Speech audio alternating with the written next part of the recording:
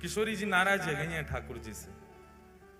ठाकुर जी कह रहे हैं श्री जी ऐसी मान लीला तो आप कभी ना करो। सब लोग इधर देखो, ध्यान से सुनो।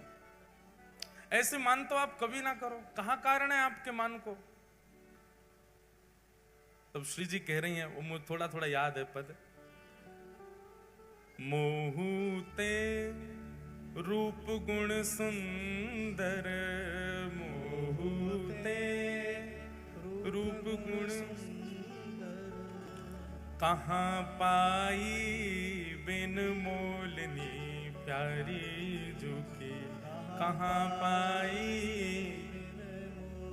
श्री जी कह रही हैं मोसऊ ज्यादा सुंदर, मोसऊ ज्यादा प्यारी, मोतेऊ ज्यादा रूप में अद्भुत ये गोपी तुमने कहां पाई है?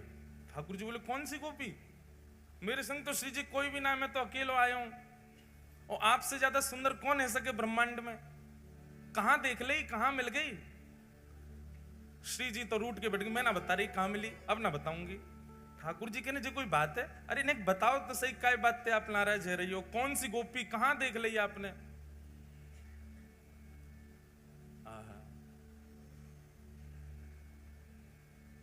बड़े बड़े नैन अरुण कजरारे, बड़े बड़े नैन अरुण कजरारे, करत मन में किलोलनी प्यारी जो, करत मन में किलोलनी। अरे देखो तो कैसे बड़े बड़े नेत्र हैं, और उन बड़े बड़े नेत्रों में काजल लगा के और आई है, और ऐसी भोली सी भाली सी प्यारी सी ऐसी किलोल कर रही है, मंद मंद मुस्कुरा रही है।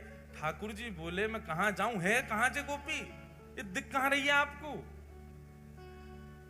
श्री जी बोली मैं ना बता रही, रूठ के बैठ गए। ठाकुर जी बोले श्री जी आपके पांव पड़ूं, आप जो कहो वो करूं, मैं सदा आपको दास बनो रहूंगा। नहीं यूं तो बताओ मान कर क्या बातें रही हो? इतने में ललिता विशाखा आ गई, और विशाखा ललिता सो श्री जी कान में कह रही है काय बात से नाराज? ललिता जी बोली अरे श्याम सुंदर तुम्हें शर्म ना आवे हैं? हमारी श्री जी पूरे दिन आपकी बात निहारते हो, तुम दूसरी गोपी इनके पीछे पीछे डोलो। अरे वही तो पूछ रहा हूं, इनके पामन में परो परो कौन सी गोपी, मुझे नाम तो बताओ, वाको रूप तो बताओ। श्री जी ने फिर देखो ठाकुर जी को बोले इधर आओ बताऊं। जैसे ठाकुर जी समीप आए तो ठाकुर जी ने गले में एक नील मणि पहन रखी, वह नील मणि को उठा करके श्री जी बोली देख ललिता यहां में जो छप रही है गोपी जी है। ललिता जी ने जैसे ही देखो तो वो छप नहीं रही है, नील मणि के प्रतिबिंब में श्री जी अपने आप को ही देख रही हैं, और अपने आप को देख करके ही कह रही हैं। नील मणि के प्रतिबिंब में श्री जी स्वयं को ही देख रही हैं और कह रही हैं मोते हु रूप गुण सुंदर कहां पाई बिन मोलिनी, बड़े बड़े नैन अरुण कजरारे करत मन में किलोलिनी, प्यारी जू की सहज अटपटी बोलनी। ठाकुर जी के तो नेत्रन में प्रेमाश्रु भर गए, कंठ से लगा लियो श्री जी को, बोली आप कितनी भोरी हो। अरे श्यामाजू ये मेरी मणि में कोई और गोपी ना है, जे आप अपने ही प्रतिबिंब को देख के अपने ही रूप गुण को बखान कर रही हो। श्री जी बोली हैं सच में जे मैं ही हूं? ललिता विशाखा बोली हाँ श्री जी आप ही हो, इतनी देर से अपने ही रूप को गुणगान गा रही हो। श्री जी तो ऐसी बोली दौड़ करके गई, हंसने लगी, बोली मैं हूं कैसी भोरी हूं, मुझे पता ही ना चली मैं अपने ही रूप को वर्णन कर रही इतनी देर से।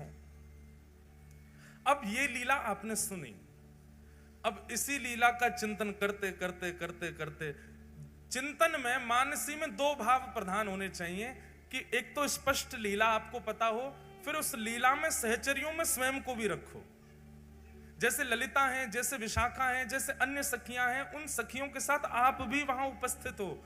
और दूसरा ध्यान आपको रखना है कि अपने साथ साथ अपने गुरुदेव को भी उस लीला में रखो, क्योंकि गुरुदेव के बिना आप मानसी में लीला में जाओगे आपसे अपराध बन जाएगा।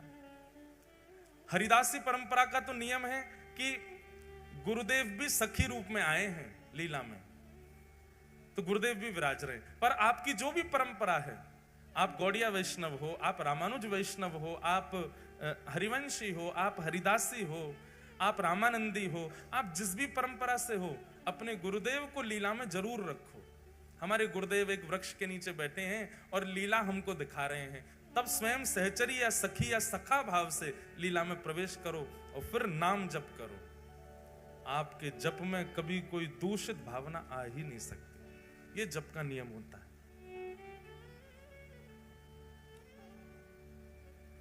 ये उस जप की विधा है जिस जप में आपको भगवत लीला का अनुभव करना है। आप याद करेंगे एक दिन हमको, कुछ दिन के बाद आपको वो लीला दिखने लग जाएगी जो लीला कहीं वर्णित नहीं है, जिसका कहीं उल्लेख नहीं है।